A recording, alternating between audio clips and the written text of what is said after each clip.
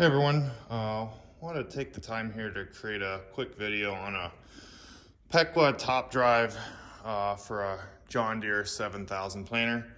Seen these talked a lot about on forums and such, but haven't really seen any videos on YouTube regarding how they're installed or what's all required to get them to work properly. And I'm about, I'd say 3/4 of the way through the install now.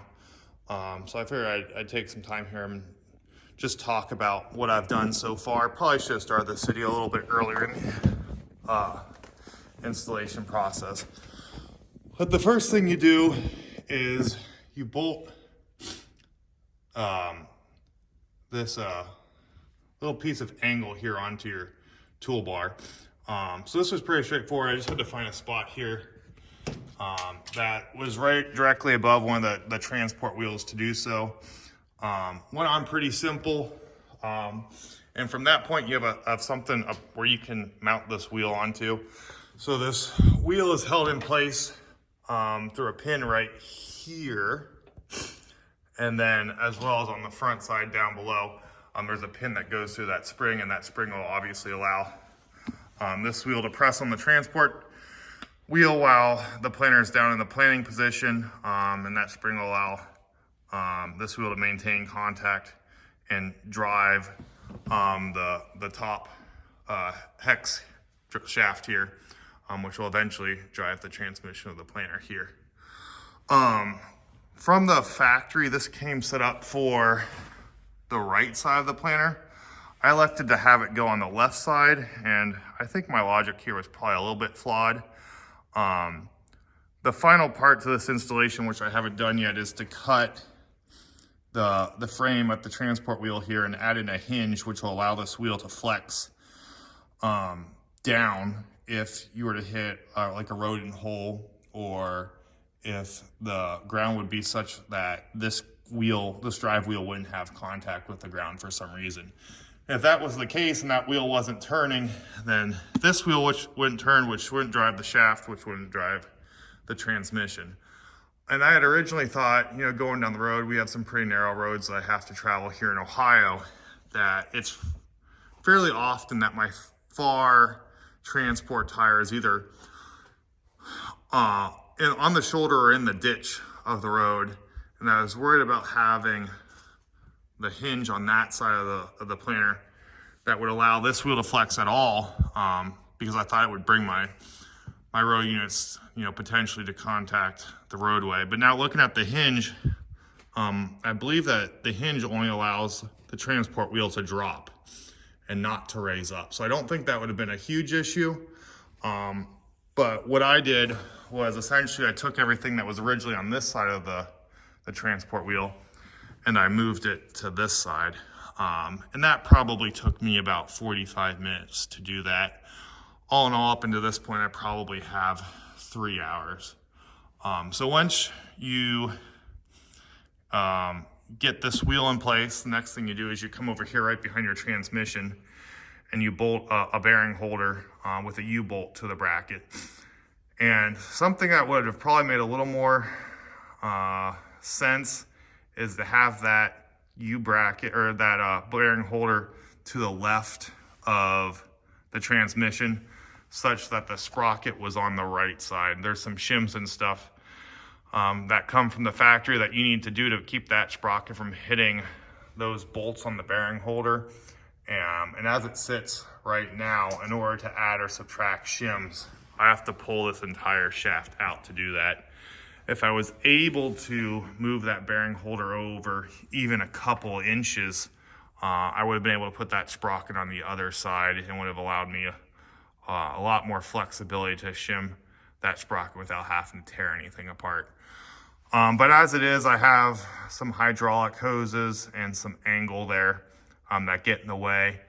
If I went on the right side, or I guess that would be the left side of the planter if you were looking back at the planter, but if you're standing behind it, it's the right side, I might have, that might have been alleviated. I might have been able to mount that bearing holder between the transmission frame and that row unit there. There's a couple things from coming from the factory that I wish they did. They're a little bit later in the instruction manual, and I'll show you guys the instruction manual here in a bit. But one, really simple. Once you get this whole thing on there, they want you to add the sprocket on. And to me, I could have easily added that sprocket on when it was at the bench. But switching around here, once it was on the planter, especially since I literally had to flip this whole shaft around, it made it a little bit difficult, and I wish I had just taken the time to read the instructions completely before I had it installed here on the back of the planter. But that is pretty much it. It's been a pretty good install so far. If you guys are looking at these, they come with a really nice instruction manual with pictures. Although I will say the pictures, there's probably a little bit of room for improvement on the pictures, but it goes through how to install this top drive on pretty much any type of John Deere planter that you want here. So I can show you guys that here in a minute. But the things I have left here are obviously I have to put the chain from the drive wheel here up to that little transmission there that'll run that shaft, and then I have to reroute my chain from the transmission here back up to that shaft, which will drive my transmission. And ideally that's going to let me, or what that will allow me to do, is to remove all of these ground driven chains here. I pull this behind my truck from field to field, and even if I'm pulling it behind the tractor and road gear, I really get nervous about something slipping and engaging these clutches below the planter here. And so what I usually do is I end up taking these chains off and zip tying them to the side of the frame there, so that I don't have to worry about them catching. But this gig right here will allow me to remove those chains completely. I believe that shaft will still need to turn to run my dry fertilizer up there. But I might be able to look at below the planter here and see if some of that stuff can be removed in addition to the chains, which I'll obviously have to remove so that they aren't competing against the top drive here. But I'll show you guys the book here in a second. All right, guys, this is the book that you'll get if you order a Pequa planter top drive. Come in here, pictures and instructions on how to install your top drive on a variety of planters. I think it's a 7000, 7200, 1750. They're all in here, but I had a 7000 planter here, so you can see that original frame member that I was talking about here earlier in the video, and from that you bolt on the wheel onto that.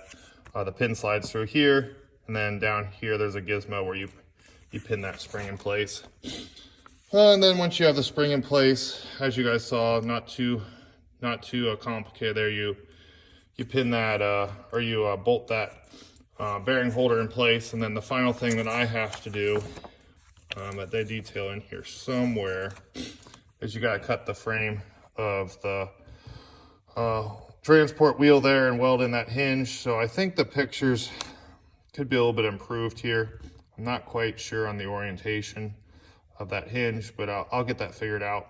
And I'll try to add something here at the end of the video showing how that's installed and how that went. The big thing that's going to be a little complicated, make installing that hinge a little complicated, is I got row cleaners and no-till coulters on each of those row units. So I'm hoping I can just pull the frame for the row unit, or not the frame for the row unit, I'm hoping to avoid that. Pull the no-till coulter frame and the row cleaners off, and that'll allow me to squeeze under there and to cut the frame and then weld that hinge on. But appreciate everyone for watching this video. If you have any questions, throw them in the comments there. I'll try to upload another video when it's all done and operating. Thanks, guys. See ya. Bye.